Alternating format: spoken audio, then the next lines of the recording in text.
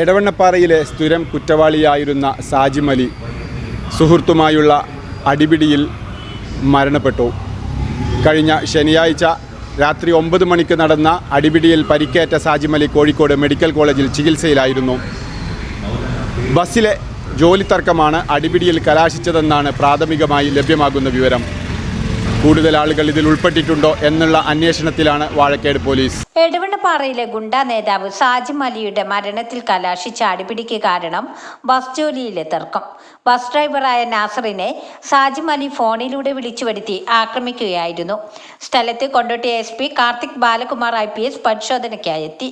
ശനിയാഴ്ച രാത്രി 9 മണിയോട് കൂടിയാണ് നാസറും സാജിമലിയും തമ്മിൽ അടിപിടിയുണ്ടായത്. നാസർ എടവണ്ണപ്പാറയിലെ ബസ് ജീവനക്കാരനാണ്. നാസർ ജോലി ചെയ്യുന്ന ബസ്സിൽ ക്ലീനറായി സാജിമലിയും ജോലി ചെയ്യാറുണ്ട്. മറ്റൊരാൾക്ക് 2 ദിവസം അധികം ക്ലീനർ ജോലി നൽകിയതിൽ പ്രകോപിതനായതാണ് അടിപിടിയിൽ കലാശിച്ചതെന്ന് കൊണ്ടോട്ടി SP പറഞ്ഞു. ഒരു മർഡർ കേസ് അന്വേഷണം ഇപ്പോൾ സ്റ്റാർട്ട് ചെയ്തിട്ടുണ്ട്. സയൻറ്റിഫിക് ആർട്ടിക്കൽ വന്നിട്ടുണ്ട്. കൂടുതൽ അന്വേഷണം പിന്നെ നമുക്ക് വലിയാവും.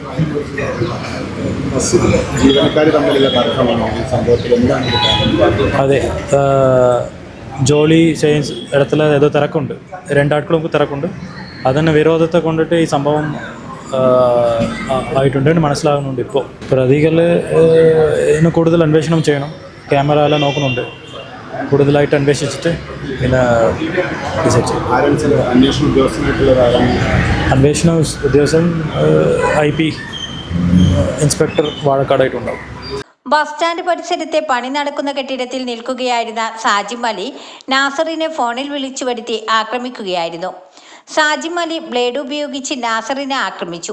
ഇതിൽ നിന്ന് രക്ഷപ്പെടാൻ സാജിമലിയെ ആക്രമിക്കുന്നതിനിടെ തലയ്ക്ക് പരിക്കേറ്റതെന്നാണ് പ്രാഥമികമായി ലഭ്യമാകുന്ന വിവരം. നിലവിളി കേട്ടോടിയെത്തിയ നാസറിന്റെ സുഹൃത്തുക്കൾ നാസറിനെ ഉടൻ തന്നെ തൊട്ടടുത്ത സ്വകാര്യ ആശുപത്രിയിലും പിന്നീട് കോഴിക്കോട് മെഡിക്കൽ കോളേജിലേക്കും മാറ്റി.